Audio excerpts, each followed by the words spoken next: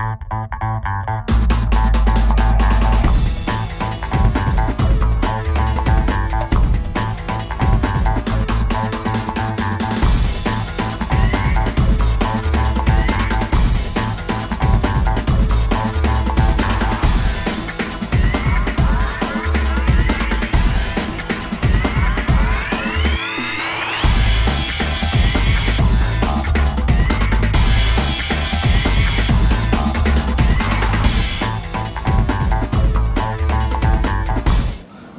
give us a little background on your company as well. Okay, sure. My name is Catherine Tobiasinsky and I'm head of retail for EC Harris, and my role is a global role.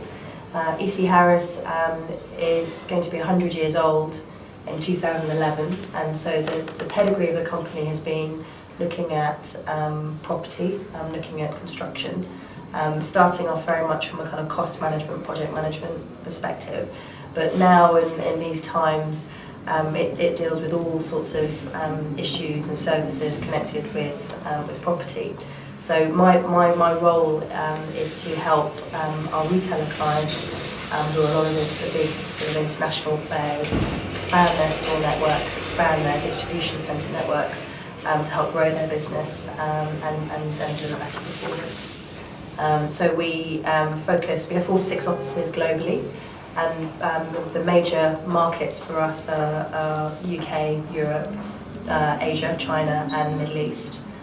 So I'm here to help grow and accelerate our business here, our retail business here in China. Wonderful.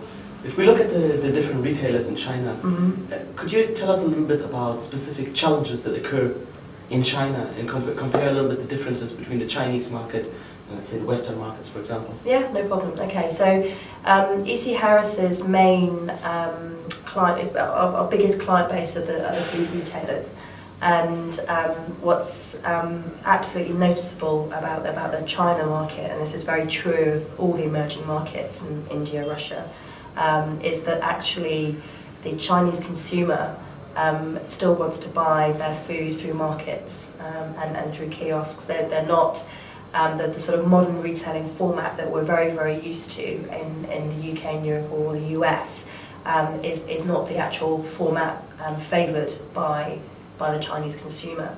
So there has to be a very strong education to encourage the Chinese consumer to travel to the typical hypermarket or store, and you know, with a society that's not very car-based. And that also kind of creates another challenge, because those retailers tend to be in standalone stores, edge-of-town stores. So straight away you have a challenge for the international retailer having to kind of adapt its format, adapt its locational strategy, and also very much adapt its retailing strategy. It's got to the sort of whole market fresh concept has got to be absolutely paramount. So you notice in Chinese supermarkets you get a lot of fish tanks and fresh fish, and the fish are killed. Sounds very grim, but killed right in front of you. And that is absolutely, for the Chinese consumer, sort of paramount in terms of, you know, of wanting to go to the store and buy their food there. Whereas in the sort of Western ideal is as far away from that as possible.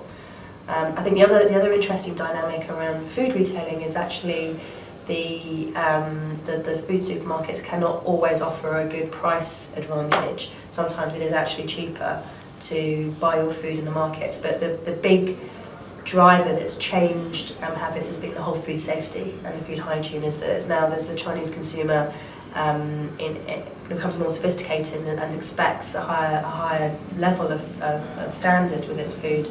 Therefore, it's now trusting these new brands more so than it would have done in the past. So you have a couple of trends there driving the Chinese consumers. That's a very, very specific look at the food retailing market. But you know, you have sort of parallels in the other categories as well, in terms of just a different way of doing business here versus the more established European models. If we look at let me call it the traditional trade, the traditional structure of how markets operate, and we compare that to the let's call it modern trade, such as maybe Carrefour. If you compare both of these and you look at the strengths and also their weaknesses. Could you give us a little bit about what is an advantage of the traditional trade and what is an advantage of maybe the modern trade? Okay, in terms of Chinese retailers and an international retailer coming in with a modern format, you mean? Yes, not just necessarily Chinese retail, but the traditional market in that sense. Yes. In comparison with the modern market as a modern retailer. Okay, in China. Yes. Yeah. What is the attractiveness to consumers? What draws consumers to a traditional market? What makes that attractive? Okay. And what makes the modern retail attractive? Okay, so I mean, it's the same principle. There's one principle that stays the same wherever you go, and it's location and convenience. So typically, you will for food shopping, you will go and buy your food where is most convenient for you, closest to your home or closest to your work, depending on where you spend most time.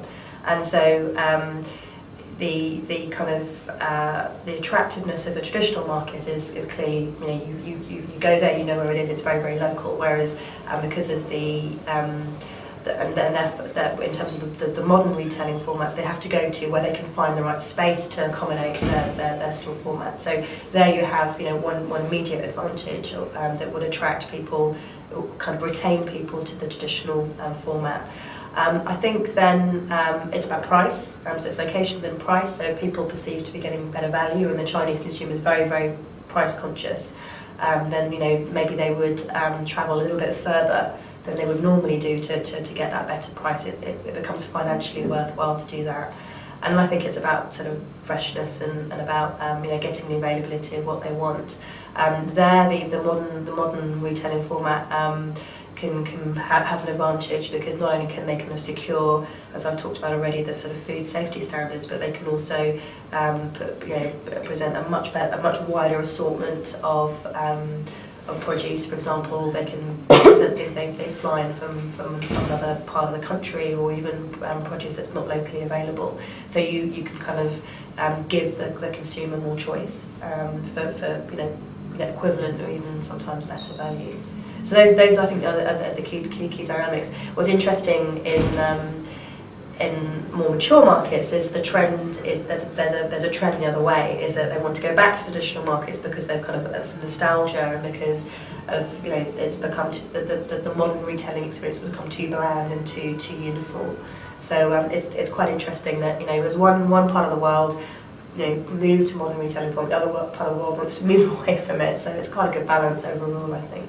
Could you give us a little bit insight on the consumer shopping experience feel? Mm-hmm. And again, maybe we can compare that for the modern markets and the traditional markets. Is there a tendency where we would even go so far to say that modern markets are trying to replicate the shopping experience feel from traditional markets? Yeah, no, absolutely. I think you make a very, very good point that you need to although you want to try and attract the typical consumer to distinct advantages in terms of a modern retailing format, you want to keep some things very familiar and very safe, and so absolutely there's a definite trend in terms of recreating a sense of how that consumer typically wants to buy. So a lot of Westerners complain around the Chinese retailing formats are very, very confused and chaotic, and a lot of kind of looks like kind of market trading. But actually, to the Chinese consumer, that's how they've always shopped and how they've always been brought up. So to move into a very clinical environment is alien to them, and that isn't part of their shopping experience. So there's been an absolute trend to try and recreate the elements that make it familiar enough to feel sort of secure and trusted in order for them to make a financial transaction. So yeah, I think you need it's definitely a balance between trying to keep the right things the same and then change the things that I mean, obviously the big problem with more traditional formats is the hygiene and the food safety, but present a better alternative on those more negative features. If we're looking at the developments China has gone through, mm-hmm. and we're looking also at Tier 2 and Tier 3 and Tier 4 cities, the developments that are happening in retail there now, how do you see the future and the importance of in the near future, let's say tier 3, in the further future, and maybe tier 4? And what is the need for local adaptation in these cities as well? Yeah, no, so that's another very, very good question. I mean, my observations, particularly in the tier 1 and tier 2 cities, is that the trend has been very much into the more sort of Western, more modern formats, is that consumers are absolutely wanting. I mean, they travel a lot more. They're much more internationalised, and you know, there's TV, there's the internet. They're developing ideals that are more or less international standards. In the tier sort of 3, 4, 5s, even you see a lot of you see a lot of sort of all this waving. In the other tier cities, you see still you know, a very, very local sort of market. And the interesting thing, I think, for retailers who are entering that space is they still need to adapt their proposition, their formats to cater for local taste. So there is a lot of not to make the mistake of keeping the same what works in tier 1 and 2s in 3, 4 and 5 tier cities, absolutely. Again, looking at this, yeah, is this driven, and if it's not driven, how does this impact the change from a functional orientation to an emotional orientation, emotional need orientation for Chinese consumer? Mm-hmm.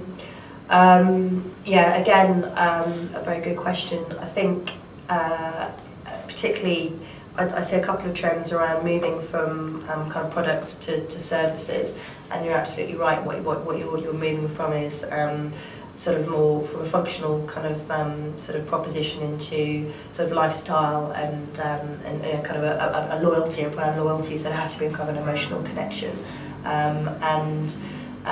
so I see that trend particularly dominant in the tier 1 and tier 2s at the moment, and I wouldn't suggest that should be tried at all in the lower tiers. I mean, it's far too soon. I think, you know, like all things, there's a maturity cycle, and you can accelerate through that, but you can't bypass, you can't skip stages. So you know, I would say, I mean, I was with a retailer this morning who has matured their proposition quite significantly, even in the tier 1 and tier 2s over the last 5 years, and it is very, very noticeable how they've done that. And you know, it's not even the right thing to be putting the old proposition into the tier 3, tier 4, tier 5s. They have to adapt it some, but it can't go to the proposition they're currently working on for tier 1s and tier 2s. So it provides complexity, no doubt about it. There's no one size fits all. There's no you know, kind of sort of, you know, silver bullet solution. It requires a lot of careful work with regional sort of differences. But it's no different to any market in the world. But it just because of the scale and size, and I think people try and simplify it, and I think it's the wrong thing to do.